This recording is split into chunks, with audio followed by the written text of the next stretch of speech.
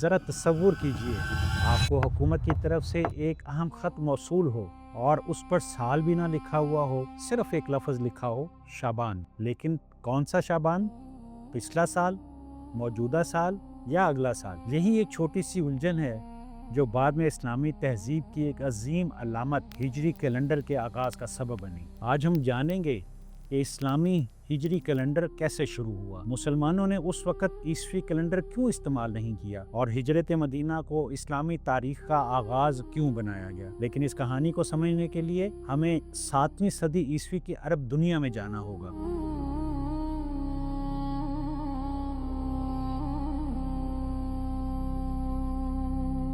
उस जमाने में अरबों के पास आज की तरह कोई बाकायदा नंबर वाला कैलेंडर नहीं था। लोग सालों को बड़े वाक़यात से पहचानते थे, यानी मसलन आमुल फील, यानी वो साल जब अब्रहा ने खाना काबा पर हाथियों के साथ हमला किया, या फिर किसी मशहूर जंग, कहत या अहम कबायली वाक़े के नाम से साल याद रखे जाते थे। छोटे कबायली माशरे में तो ये निज़ाम चल जाता था, लेकिन फिर इस्लाम ने अरब दुनिया को बदल कर रख दिया। नबी पाक सल्लल्लाहु अलैहि वसल्लम की वफ़ात के बाद ख़ुसूसन हज़रत उमर बिन ख़त्ताब रज़ियल्लाहु ताला अन्हो के दौरे खिलाफत में इस्लामी रियासत बहुत तेज़ी से फैली। चंद ही बरस में मुस्लिम हुकूमत इराक़, शाम, फ़ारिस और मिस्र तक पहुँच गई और अब रियासत के पास टैक्स जैसा निज़ाम, फ़ौजी तनख़्वाहें, अदालती रिकॉर्ड, सरकारी मुआहदे और हुकूमती खतूत मौजूद थे और इन सब के लिए एक बाकायदा तारीख़ का होना ज़रूरी था। फिर एक ऐसा वाक़या पेश आया जिसने तारीख़ ही बदल कर रख दी। इब्तदाई मौर्रख़ीन के मुताबिक एक गवर्नर, जिन्हें अक्सर अबुल मूसा अल अशरी कहा जाता था, ने खलीफा उमर रज़ियल्लाहु ताला अन्हु को ख़त लिखा। उन्होंने कहा, हज़रत, हमें आपके ख़त मौसूल होते हैं, लेकिन हमें ये मालूम नहीं होता कि ये किस साल के हैं। एक ख़त पर सिर्फ यही लिखा था शाबान, लेकिन कौन सा शाबान? इससे हमें कन्फ्यूजन होती है। हज़रत उमर ने फ़ौरन महसूस किया कि अब इस्लामी रियासत को एक बाकायदा कैलेंडर की ज़रूरत है। चुनांचे उन्होंने सहाबा कराम की मजलिस मशावरत बुलाई और यहाँ एक तारीख़ी बहस शुरू हो गई। और वो बहस क्या थी कि इस्लामी साल का आगाज़ किस वाक़े से किया जाए। कुछ सहाबा ने यह तजवीज़ दी कि नबी पाक सल्लल्लाहु अलैहि वसल्लम की विलादत से इस कैलेंडर को स्टार्ट किया जाए। कुछ सहाबा ने कहा कि नहीं, गारे हिरा की वही के नज़ूल से इसका आगाज़ किया जाए। कुछ सहाबा बोले नहीं, नबी पाक सल्लल्लाहु अलैहि वसल्लम की वफ़ात के दिन से इस हिजरी कैलेंडर का आगाज़ किया जाए। लेकिन हर जगह पर कुछ मसाइल थे।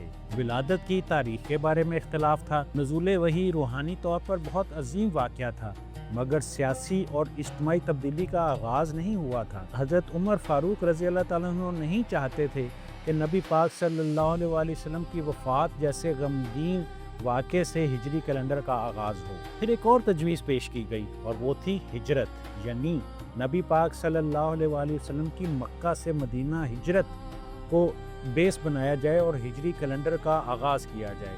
और कुछ रवायात के मुताबिक हज़रत अली बिन अबी तालिब ने ये तजवीज़ पेश की और इस पर सहाबा कराम एकदम इकट्ठे हुए कि इस्लामी तारीख़ का आगाज़ हिजरत से शुरू किया जाए।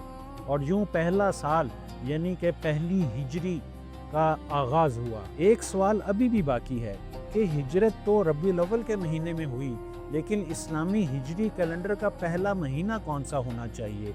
इस सवाल पर भी बहुत सारे सहाबा ने आपस में मशावरत की। मुहर्रम पहले ही अरबों में साल का पहला महीना समझा जाता था और ये हज के फ़ौरन बाद आता था, एक ऐसा वक़्त जब लोग रूहानी तौर पर शुरुआत करने के लिए तैयार होते थे।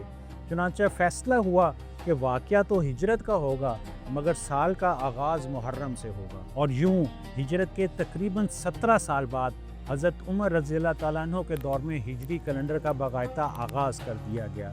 अब एक और दिलचस्प सवाल कि मुसलमान उस वक़्त ईसवी कैलेंडर क्यों इस्तेमाल नहीं करते थे? वजह बहुत सादा, 7वीं सदी ईस्वी में कोई एक आलमी कैलेंडर मौजूद था ही नहीं।